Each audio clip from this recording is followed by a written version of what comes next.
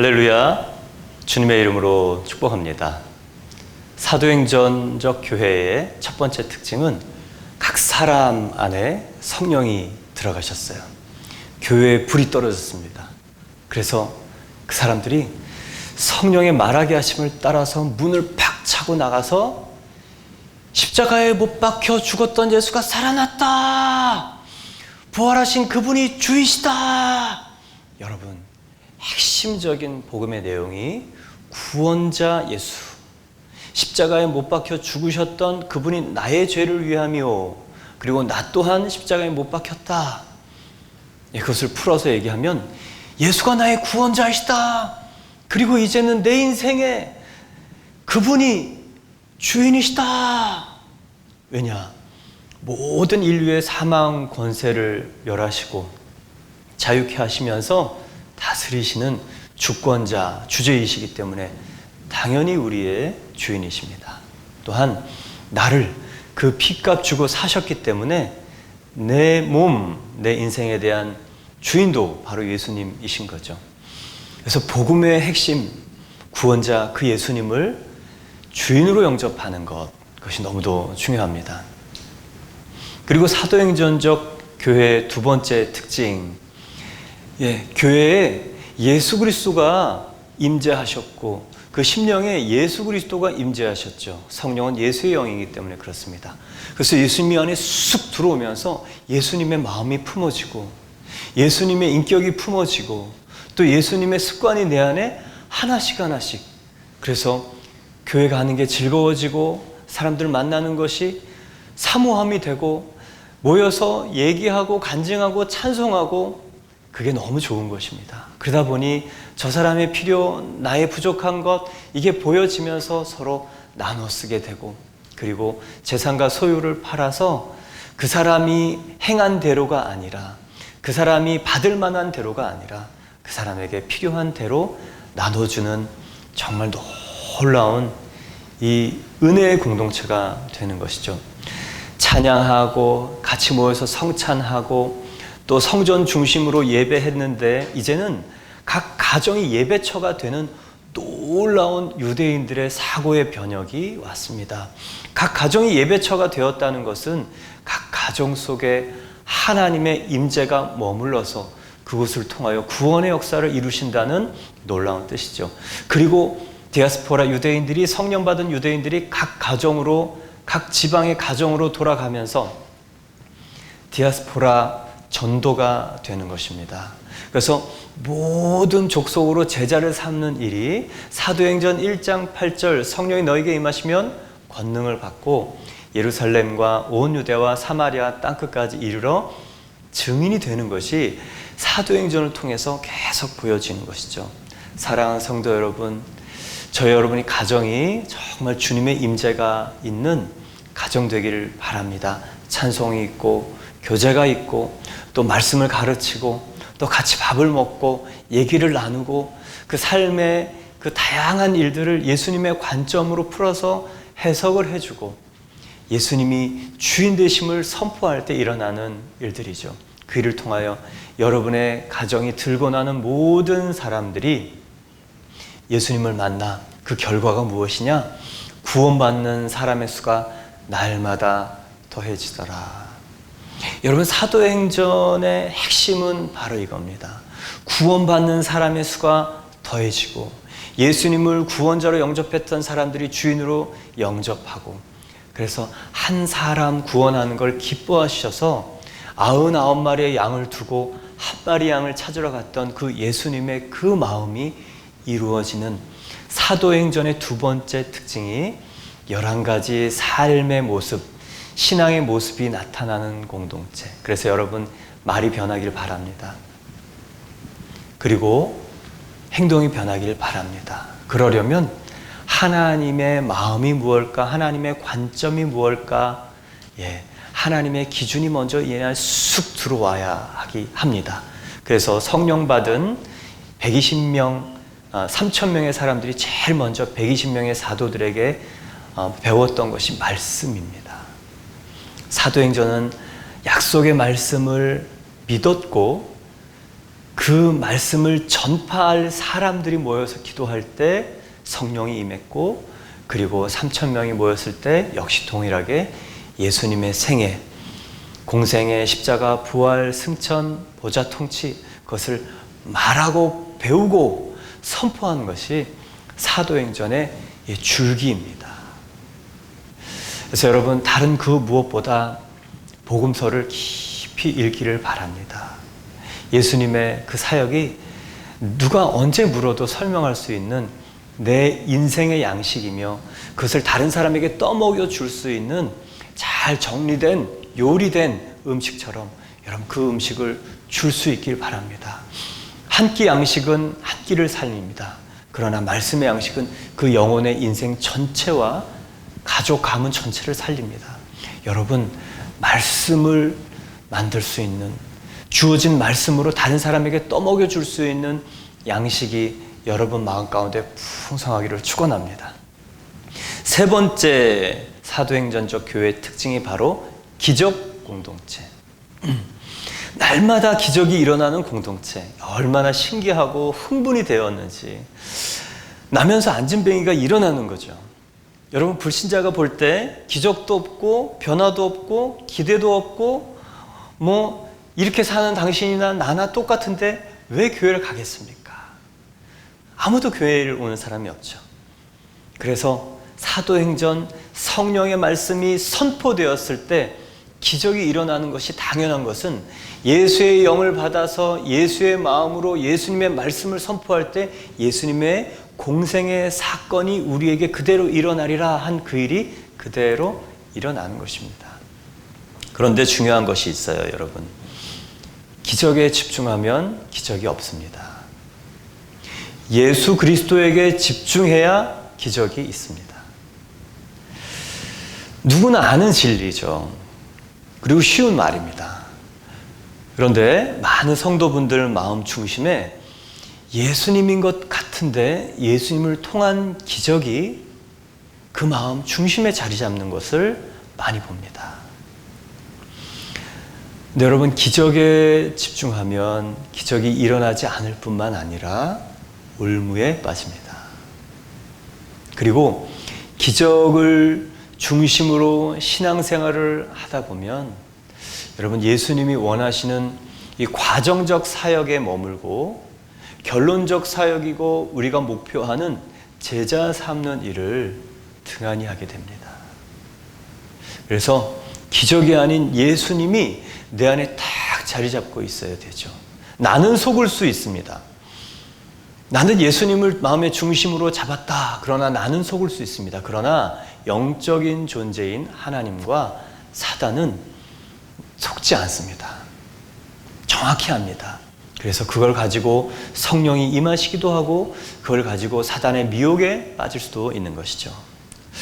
오늘 제9시 기도 시간에 베드로와 요한이 성전에 올라갈 때 기도와 기적과의 관계를 조금 살펴볼 수 있습니다. 그러니까 기도하는 사람에게 기적이 임한다라는 아주 기본적인 쉬운 내용입니다. 우리말 성경을 보면 1절이 어느 날 오후 3시에 기도 시간에 베드로와 요한이 성전으로 올라가고 있었습니다 라고 얘기합니다. 기적을 이루는 기도, 이 기도에 대한 내용 3가지를 알 수 있는 말입니다.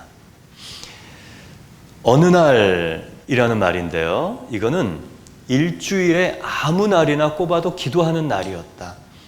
베드로와 요한뿐만 아니라 성령 받은 사람들은 아무 날 매일 기도했다. 매일 기도를 말합니다. 매일 보는 사람과 여러분 친해질까요? 안 친해질까요? 당연하죠. 매일 예수님의 이름을 부르는 사람하고 가끔 부르는 사람하고 정기적으로 만나는 사람하고 그냥 스치듯 잠깐 우연히 만난 사람하고 어떻게 그 친밀도가 같겠습니까? 기도란 무엇이냐? 기도는 기적을 위한 준비입니다. 이게 오늘 본문 속에서 발견되는 내용이지만 기도 자체란 무엇인가 본질적인 정의는 예수님과의 교제입니다. 그래서 예수님을 잘 아는 사람에게 기적이 임한다는 것을 여러분 꼭 기억하십시오. 기도 시간이 기적을 만들어내는 것이 아닙니다. 저는 2시간 동안 땅의 것을 구하는 분도 봤습니다. 그리고 하나님은 신기하게도 그 분의 땅의 것을 구하는 기도에 응답하시는 것도 보았습니다. 그러나 그분이 평생 그것을 위해서 살아갈 것을 생각하면 너무 안타깝습니다. 차라리 하나님 그 기도에 응답하시지 마시지. 그러면 저 영혼이 땅의 것을 구하지 않고 눈을 들어 하나님의 것을 구할 텐데. 그래서 여러분, 땅의 것을 구하고 응답받는 것이 초신자 때는 축복입니다. 그리고 그것이 필요한 만나와 메추라기에 광야의 시간이 필요합니다. 그러나 그 다음에는 가나안 정복 시기에는 하나님에게 묻고 그것을 내가 분별하고 순종함으로 내가 그 기적의 통로가 되는 것이 중요한데, 그러려면 하나님의 기준이 광야 시간을 통해서 내 안에 생겨나는 가치관이 바뀌는 예수님의 기준으로 세워지는 시간이 필요합니다. 오늘 우리가 아는 그 매일 기도했다는 것, 그리고 두 번째는 오후 3시 기도 시간에, 우리말 성경은 그렇게 있지만 개역개정에는 제9시 기도 시간에 있습니다.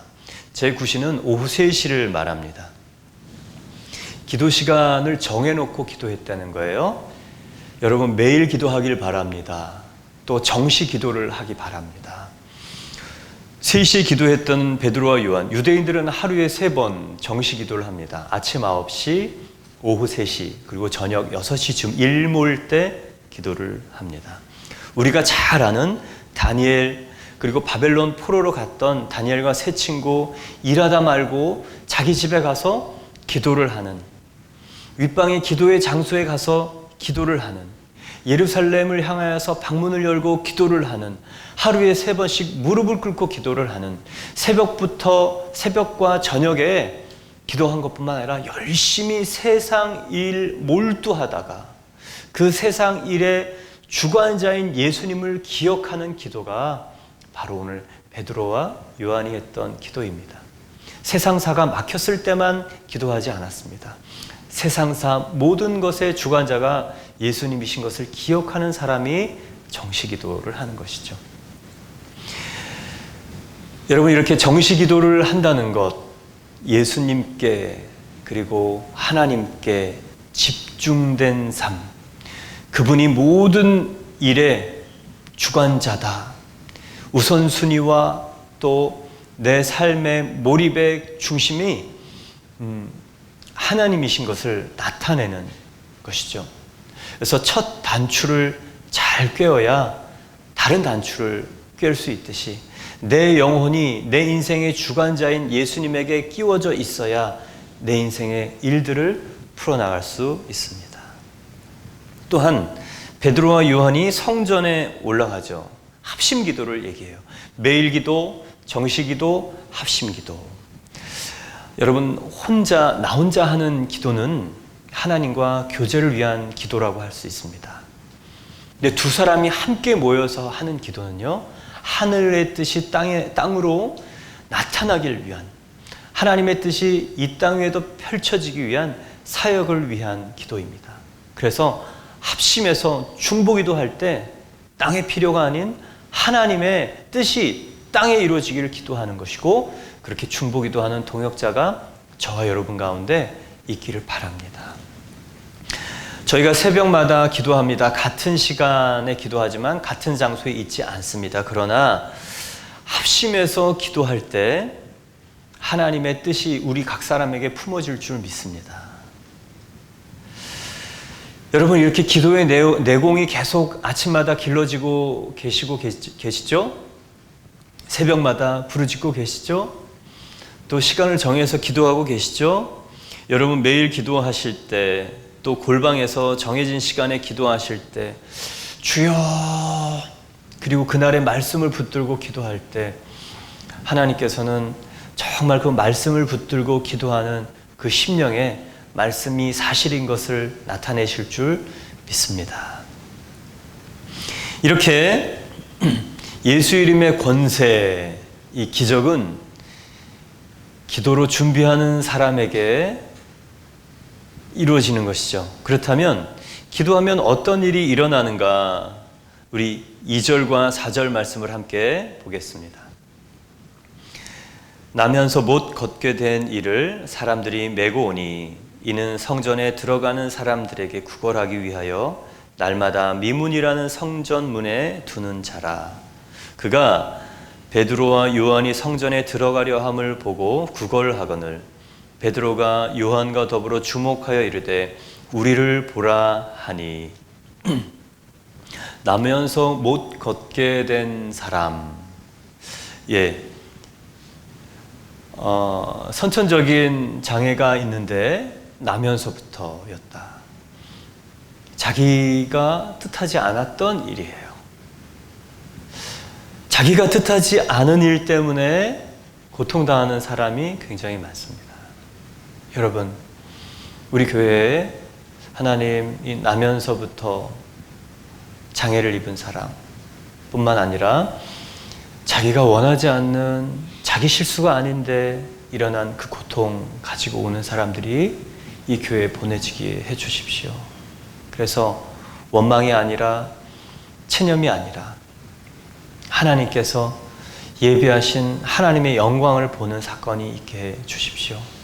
삶을 대하는 태도가 바뀌고 또 삶을 해석하는 관점이 바뀌어 주님의 은혜도 경험해서 더 이상 과거에 맺힌 삶이 아니라 과거가 풀려지는 그 현재와 그리고 새로운 미래를 얻게 해 주십시오. 여러분 꼭 기도합시다.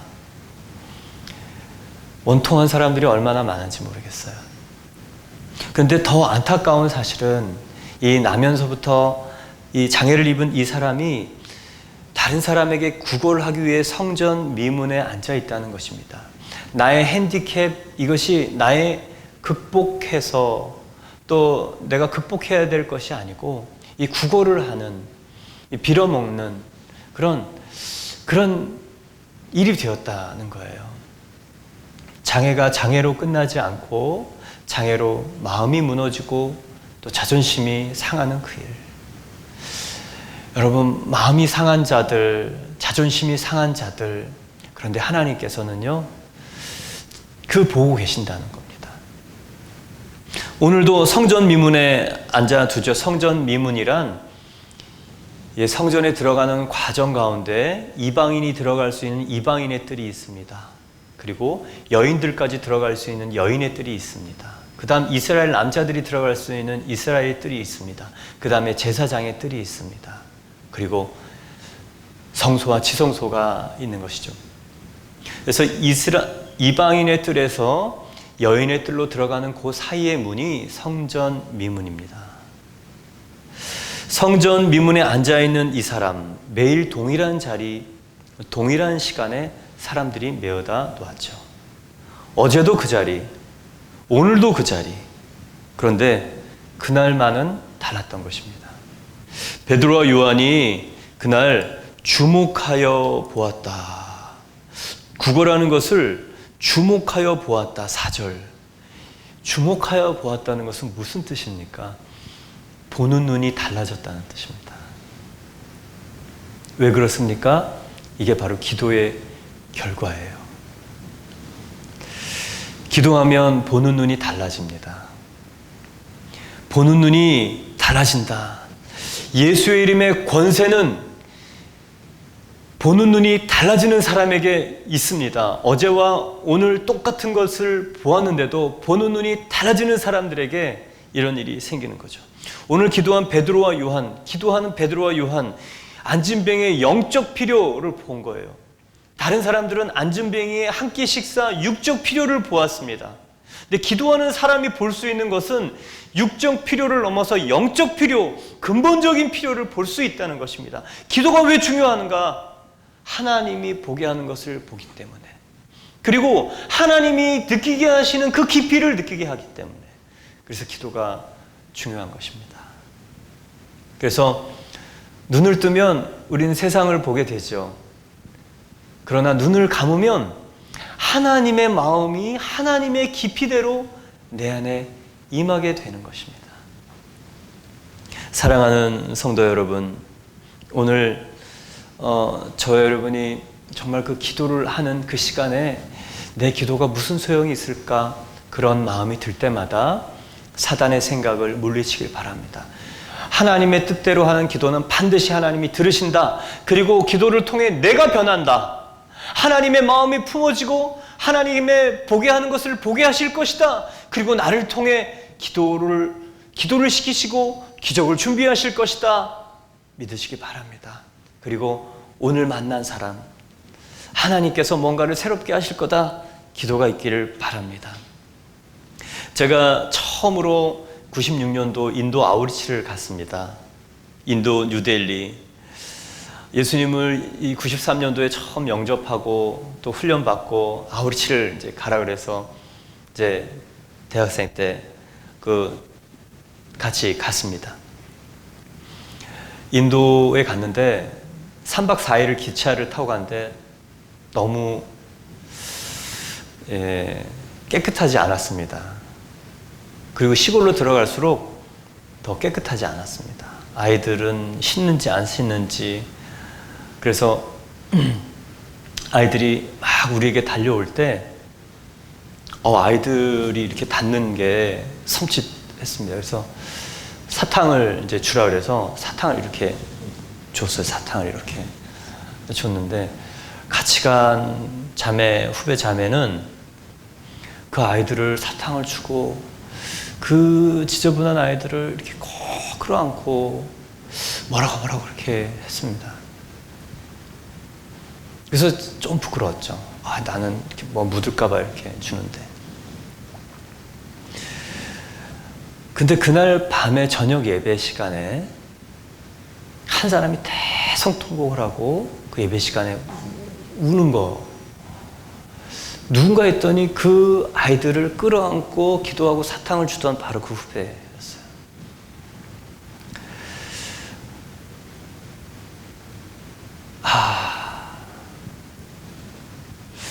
다르구나. 이 사탕만 전해준 사람하고 그 마음까지 전해준 사람하고 이렇게 다르구나. 제가 그때 너무너무 부끄러워가지고 기도를 심은 자, 하나님의 마음을 품고 사람을 만난 자와 그리고 육적인 필요를 채워주는 자는 이렇게 다를 수 있구나. 너무너무 부끄러워서 그 기억이 아직도 있습니다. 여러분, 보는 게 다른 사람이 기도의 내용도 다르고 기도 안에 심는 그 심령도 다릅니다. 그러니 어떻게 똑같은 결과가 나오겠습니까? 오늘 태도도 달라요. 열정도 달라요. 정말 그 안에 충만한 베드로와 요한이 선포한 은과 금은 내게 없거니와 내게 있는 것을 내게 주노니 나사렛 예수 그리스도의 이름으로 일어나 걸으라. 얼마나 간절했겠고 얼마나 애통했겠고 얼마나 희망과 소망을 품었고 얼마나 담대했겠는가. 여러분, 보는 눈이 달라지기를 축복합니다. 보는 눈이 달라지는 것은 우리 수술한다고 달라지지 않습니다. 기름 부으심이 있어야 합니다. 이사야 61장 1절에 보면 기름 부으심의 목적이 있어요. 주 여호와의 신이 내게 임하였으니 이는 가난한 사람에게 기름을 부으사 아름다운 소식을 전하게 하려 하심이라. 마음이 상한 자를 고치며 포로된 자를 자유케 눈먼 자에게 다시 보게 함을 갇힌 자에게 노임을 선포하는. 여러분, 이 기름 부으심이란 무엇입니까? 사람이 보이는 축복이에요. 가난한 자가 보이는 거예요. 마음이 상한 자가 보이는 거예요. 갇힌 자가, 포로된 자가 보이는 거예요. 그래서 그 사람이 보여서 정말 내 마음에 무엇가 얹힌 것처럼 밤에 잠이 안 오는 거죠.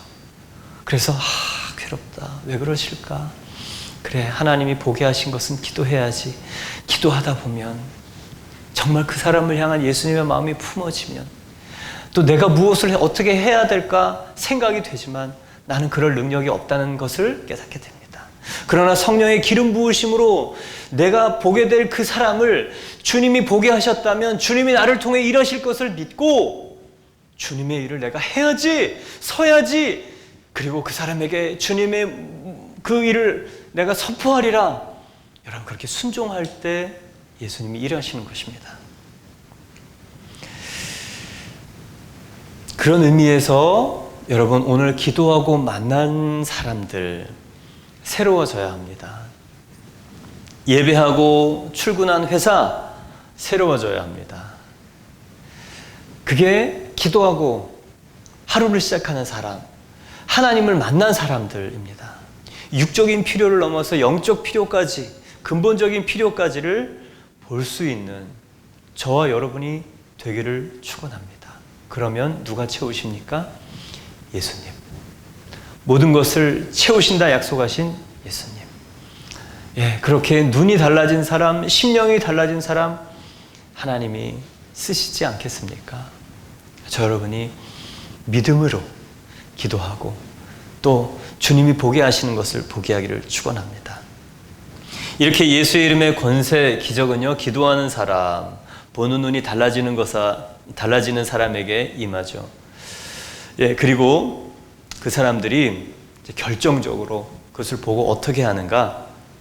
우리 6절에서 10절 말씀을 같이 읽겠습니다. 시작. 베드로가 이르되 은과 금은 내게 없거니와 내게 있는 이것을 내게 주노니 나사렛 예수 그리스도의 이름으로 일어나 걸으라 하고 오른손을 잡아 일으키니 발과 발목이 곧 힘을 얻고 뛰어서서 걸으며 그들과 함께 성전으로 들어가면서 걷기도 하고 뛰기도 하며 하나님을 찬송하니 모든 사람이 그 걷는 것과 하나님을 찬송함을 보고 그가 본래 성전 미문에 앉아 구걸하던 사람인 줄 알고 그에게 일어난 일로 인하여 심히 놀랍게 여기며 놀라니라. 네, 베드로가 이렇게 선포하죠. 그 성전 미문에 앉아있던 안진뱅이가 베드로와 요한에게 무엇을 얻을까 하고 바라보는 거예요. 그 베드로가 이렇게 얘기합니다. 은과 금은 내게 없거니와 내게 있는 이것을 내게 주노니 나사렛 예수 그리스도의 이름으로 일어나 걸으라. 야, 베드로가 이게 지금 제정신인가 싶습니다. 누구나 아는 안진뱅이에요. 날 때부터 맨날 봤던 사람입니다. 저 사람이 일어나서 걸을 가망성은 0이에요. 그런데 그 사람한테 선포합니다. 나사렛 예수 그리스도의 이름으로 일어나 걸어라. 여러분, 성령의 충만함을 받아야 하는 이유가 이거예요. 예수의 이름으로 이 세상을 바꿀 수 있다. 바로 이겁니다. 성령의 충만함을 받지 않고 세상을 우리가 바꿀 수 있습니까? 그럴 수 없습니다. 그래서 예수님이 나를 다스리시도록 기도하는 것이 필요합니다. 예수의 이름의 권세라는 이 예수의 이름으로 선포하는 거죠. 여러분, 예수의 이름으로 선포하고 계십니까? 예수의 이름 안에 있는 그 능력의 의미들을 여러분 이해하고 설명할 수 있습니까? 예수의 이름의 권세를 믿고 선포할 때 이런 일이 있는 것이죠. 예수의 이름을 붙이면 일하신다는 뜻일까요? 기도 속에, 선포 속에 예수의 이름을 붙이면 일하신다는 뜻입니까? 아니요. 예수의 이름으로 명하노니 라는 것은요, 예수의 이름 안에 담긴 예수님의 공생애, 그리고 예수님의 십자가, 예수님의 부활, 예수님의 승천, 예수님의 보좌 통치, 그리고 그분이 그대로 그 모든 것을 담아서 우리에게 넣어주시려고 보내주신 성령 파송을 알고 이해한 바로 그 이름이 예수의 이름입니다. 그래서 예수님이 인간 세상에 무엇을 하기를 원하시는지 알고 확신 속에 선포한 그 이름이 역사하는 거예요. 사도행전 19장을 보면 돌아다니면서 마술하는 어떤 유대인이 시험 삼아 악한 귀신 들린 사람에게 이렇게 예수의 이름으로 이렇게 선포합니다. 예수의 이름으로 선포해요. 그런데 악한 귀신이 이렇게 얘기합니다. 내가 예수도 알고 바울도 아는데 너희는 누구냐? 아주 악한 귀신이 조롱을 하는 거죠. 왜요? 이름은 알지만 이름 껍데기만 알고 있지 이름 안에 있는 내용을 모르기 때문에 그러는 거예요. 그래서 악한 귀신 들린 사람, 그 사람이 그 마술하는 사람 예수의 이름만 빌어서 선포한 그 사람에게 뛰어 올라가서 눌러서 이기니까 벗은 몸으로 막 도망을 갑니다. 이름만 알고 이름 안에 담긴 내용을 모르는 사람이 기도했기 때문입니다. 그래서 여러분, 중요한 것은 예수의 이름이 내 안에 차오르도록 심어야 됩니다. 주여라고 부르는 것, 그리고 주님이 어떤 일을 하셔서 그 이름의 권세가 있고 그 이름의 권세가 내 권세가 되는가를 잘 이해할 수 있기를 바랍니다. 너무 강조해도 지나치지 않는 말이에요. 제가 초년 전도자 시절에 저희 집회할 때 아무리 1시간 동안 선포하며 축사를 해도 떠나가지 않았습니다. 예수의 이름만 가지고 기도하니 조롱거리가 되었던 것이죠. 큰 집회, 5,000명이 일어나는 패션 집회에 그 대문 앞에서, 현관문에서 어떤 아이가 쓰러져서 저희가 거기서 1시간 동안 축사를 했습니다. 근데 나중에 알았어요. 사단이 모든 사람들의 관심을 예배해서 축사로 관심을 바꿔가지고 우리를 정신을 흐트러 놓는구나, 우리가 하려는 목적을 흐트러 놓는 거구나. 여러분, 그 다음부터는 이제 눈을 딱 뜨고 그런 일이 생기면 관심, 예수님에게, 예배에 우리 학생들의 관심을 흐트러 놓는 걸 다 정리하고, 그리고 그 아이는 다른 곳에서 기도하였고, 그런 일이 생길 때마다 이제는 우리가 더 큰 일에 집중하고 작은 일에, 사단이 원하는 일에 마음을 뺏기지 않았습니다. 그리고 한 번 한 번 예수 이름의 권세가 어떤 것인지 쌓여갈수록 정말 주님의 일하심을 더 많이 보게 되었습니다. 사도 베드로가 이렇게 선포하는데요, 그렇게 선포한 다음에 더 놀라운 일이 있어요. 오른손을 잡아서 일으킵니다. 이게 제정신입니까? 이게 여러분 한번 해보세요. 아픈 사람 기도하고 예수 그리스도 이름으로 명하노니 치유될지어다, 걸어라. 눈을 가리고 싶을 때가 얼마나 많은지 몰라요. 차라리 안 보고 싶을 때가 얼마나 많은지 몰라요. 선포까지 하는 건 쉽습니다. 왜요? 주님이 일하실 것이기 때문에. 그러나 주님이 일하실 것을 믿고, 그리고 그것을 확인하려고 일으켜 당기는, 일으켜 세우는 그 믿음이 저 여러분 가운데 있어야 돼요. 여러분, 그러려면요, 참 말하면서 떨립니다. 떨리는 일이에요. 근데 여러분, 예수의 그 공생애와 십자가 부활의 사건을 통해서 예수님이 우리에게 주신 부활의 권세가 무엇인지 믿는 사람은요, 그 사람의 컨디션, 조건, 얼마나 오래된 고통인지 관계없이 저 사람을 일으킬 수 있다. 예수의 이름은 저 사람을 일으킬 수 있다. 저 사람은 예수의 이름으로 일어날 수 있다. 여러분, 육신이 일어나는 것이 그 사람의 끝입니까? 그렇지 않아요. 저는 육신이 일어나고 그리고 회복돼서 다시 제 길로 가는 사람도 봤습니다. 그러나 육신은 회복되지 않았는데 그 영혼이 하나님께 곧장 달려가는 사람을 봤습니다. 무엇이 정말 일어나는 것입니까? 무엇이 정말 저 영혼을 향한 축복입니까? 그리고 저 영혼이 정말 일어나는 것, 무슨 일이 있더라도 이 세상사 모든 일, 죽음도 일으키신 그 예수님이기 때문에 저 사람은 반드시 예수님으로 이름으로 일어날 수 있다는 믿음이 저와 여러분 가운데 있길 바랍니다. 그래서 저는요, 저희 교회는 모든 환난 당한 사람들이 이곳에 올 것을 준비해야 돼요. 그러면 교회는요, 난리가 납니다.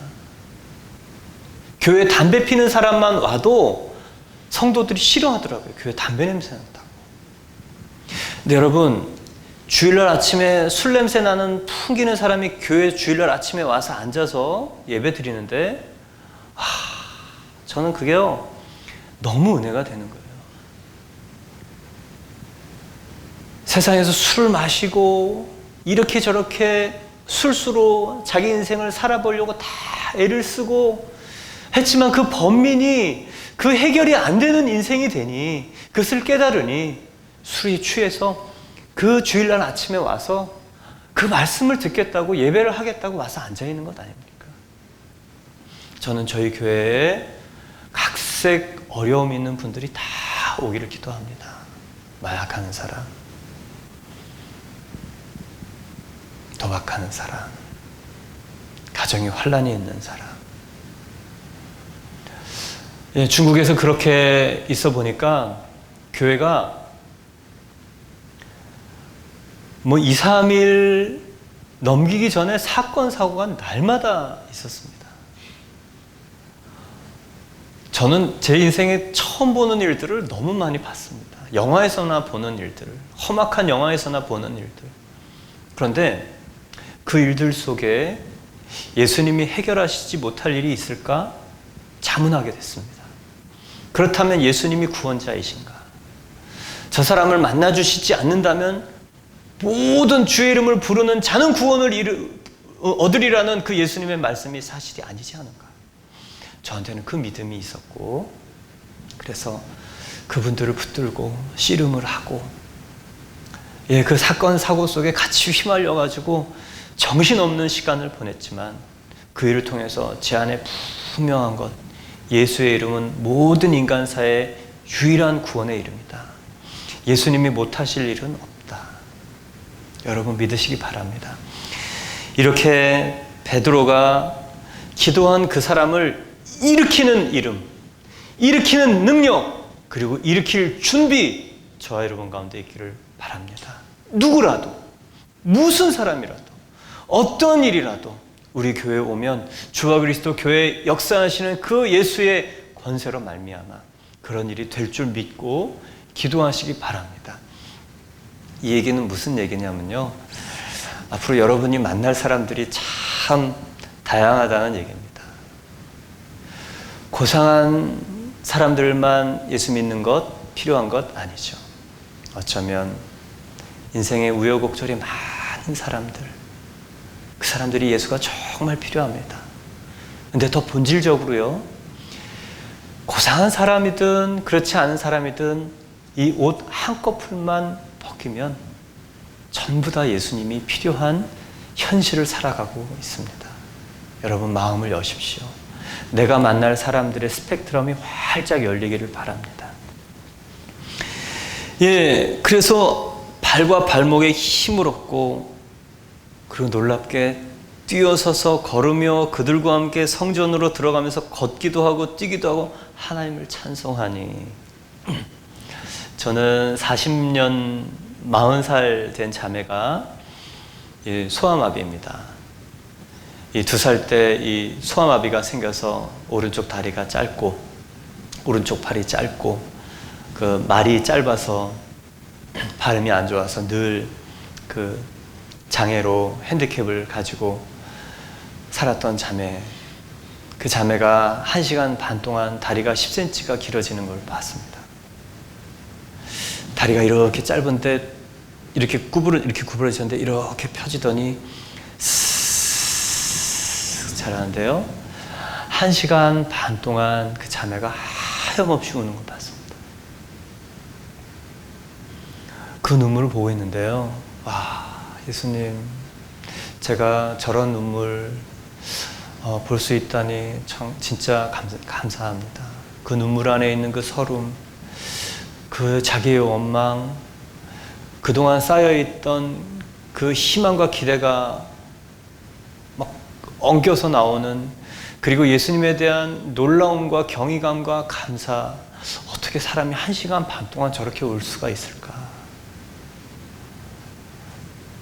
저런 눈물을 내 평생 볼 수 있다면, 예수님으로 인한 저렇게 변화되는 삶을 볼 수 있다면 나는 정말 하나님께 헌신하여서 살고 싶은, 사는 행복한 일꾼이 되겠다라는 그런 결단과 고백을 하지 않을 수 없었습니다.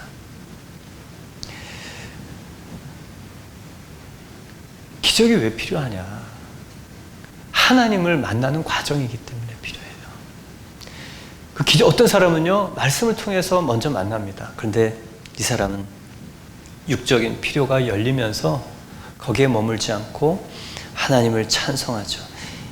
이 사람이 걷기도 하고 뛰기도 하고 이 성전을 돌아다니면서 새로운 세상을 만나 얼마나 기뻤을까.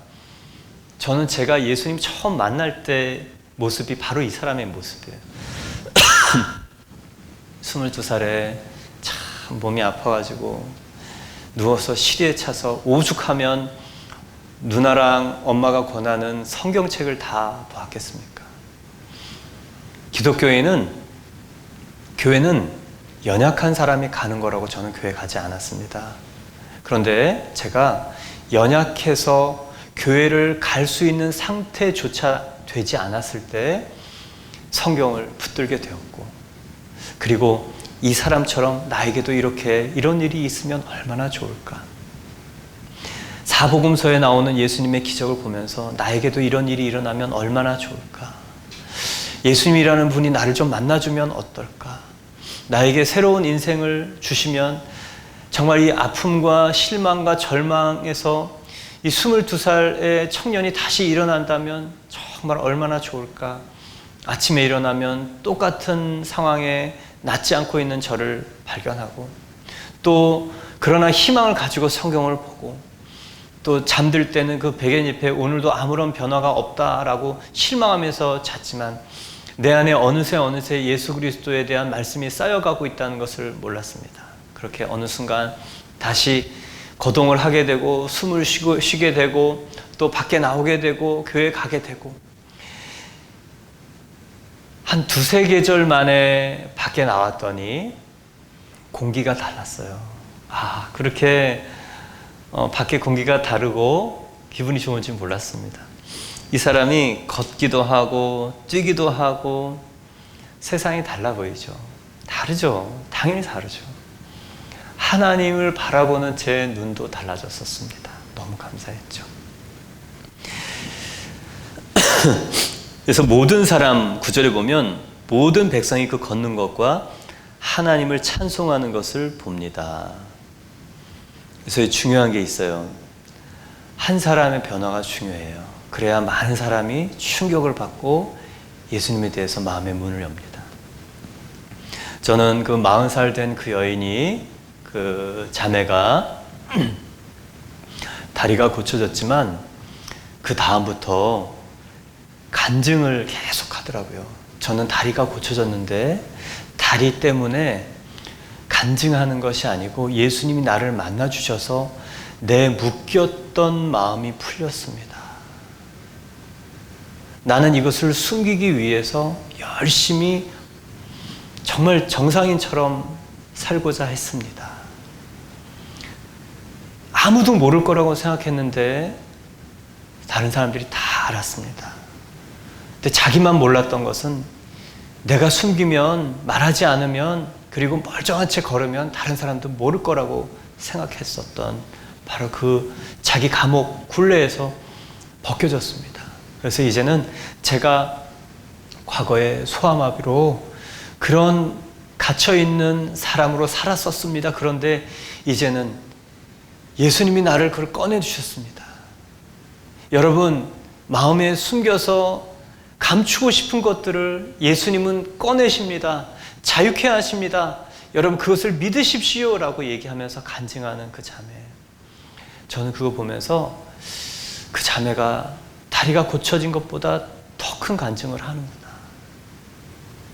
그래, 기적보다 더 중요한 것은 기적을 받아들이는 그 사람의 이해이고, 기적보다 더 중요한 것은 기적 이후의 간증이구나. 오늘 이 사람이 간증, 찬양, 경배, 경의, 많은 사람들이 봅니다. 그래서 많은 사람들이 본래 성전 미문에 구걸하던 사람인 줄을 알고 그 일로 인한 심히 놀라죠. 여러분, 오늘 기적의 이유는 무엇입니까? 예수 이름의 권세. 저 여러분이요, 예수의 이름의 권세를 갖길 바랍니다. 그 이름에 능력이 있는 것이죠. 그래서 진리란 무엇이냐? 언제 어디서나 누가 해도 보편적인 똑같은 결과가 나오는 것이 진리입니다. 인풋하는 사람은 다를 수 있습니다. 인풋하는 시간은 다를 수 있습니다. 장소도 다를 수 있습니다. 근데 결과는 같은 것이 진리 아니겠습니까? 2000년 전에 그 일이 있었다면 2000년 후에 대한민국에서도 저 여러분을 통해 일어나는 것이 가능하냐? 가능합니다. 왜요? 예수님이 진리이시기 때문에. 그래서 모든 사람이 회복돼야 진리냐? 여러분, 그건 아닙니다. 어떤 사람은 아픔을 통해 더 큰 하나님의 덕을 세우는 그런 사람도 보았습니다. 그러나 저 여러분이 동일하게 가지고 있어야 되는 것은 예수님은 어떤 컨디션의 사람도 일으킬 수 있다는 예수 이름의 권세에 대한 믿음입니다. 예수의 이름, 여러분 오늘 알아야 될 세 가지. 예수의 이름, 마태복음 1장 21절, 아들을 낳으리니 이름을 예수라 하라. 그가 자기 백성을 저들의 죄에서 구원할 자이심이라. 예수의 이름은 구원할 이름입니다. 구원할 이름, 구원할 이름. 이 땅에 다른 이름을 주신 적이 없고 예수님이 구원의 이름. 여러분, 이것이 분명해지길 바랍니다. 또한 두 번째, 마태복음 1장 23절에 보라, 처녀가 잉태하여 아들을 낳으리니 그 이름을 임마누엘이라 하라. 임마누엘 뜻입니다. 하나님이 우리와 함께 하신다, 영원히 함께 하신다는 임마누엘의 뜻입니다. 예수의 이름은 무슨 뜻입니까? 임마누엘, 무슨 뜻입니까? 성령으로 우리와 함께 하시는 이름입니다. 다른 말로 얘기할게요. 주인으로 오신 예수님의 이름이 바로 임마누엘입니다. 여러분, 예수님은 그래서 구원자로 영접한 그 이름이 내에 있어야 됩니다. 임마누엘의 이름인 성령님, 나와 함께 하신 그분의 주권자 되시는 주인 되신 이름이 나에게 있어야 됩니다. 근데 그 이름은 원래 어떤 분인가? 이사야 9장 6절, 한 아기가 우리에게 낳고 한 아들을 우리에게 주신 바 되었는데, 인간으로 오신 사람의 아들 예수님을 얘기합니다. 그러나 그 다음, 그의 어깨에는 정사를 메었고 그의 이름을 기묘자라, 모사라, 전능하신 하나님이라, 영존하신 아버지라, 평강의 왕이라 할 것임이니라. 하나님에게만 붙였던, 다른 사람에게 붙이지 않았던 이 5가지 이름을 한 사람, 아기, 청년에게 붙였던 바로 그 이름이 뭐냐? 예수는 하나님이시다. 예수는 성자 하나님이시다. 여러분, 예수의 이름을 가지고 있습니까? 그 이름을 사용하고 있습니까? 예수님이 우리에게 주신 그 이름의 권세를 사용하고 있습니까? 사용하라고 주신 그 이름을 사용하고 계십니까? 여러분 가지고 있는 것만 내 것입니까? 아니에요. 내 집에 1000만 원이 있어도 내가 쓰는 돈만 내 돈 아닙니까? 여러분이 그 이름을 보관만 하고 있습니까? 저금만 하고 있습니까? 아니에요. 그건 내 거 아니에요. 쓰는 게 내 거예요. 그 예수의 이름, 예수의 권세, 생명을 살리고자 하는 주신 그 이름, 그 생명을 살리시고자 주신 십자가의 대속을 통해서 고통을 당하시면서 우리에게 주신 그 이름, 구원자의 이름, 주인 되신 성령의 이름, 원래 그 성자 하나님이셨던 그 이름 사용해야 되지 않겠습니까? 사용해야 되지 않겠습니까? 그 이름으로 예수님이 원하시는 일을 하기를 바랍니다. 그래서 저 여러분이 어떠한 사람들이 이곳에 와도 일으켜 세울 수 있는 기적의 공동체를 만드는 한 분 한 분 되기를 축원합니다. 같이 기도드리겠습니다.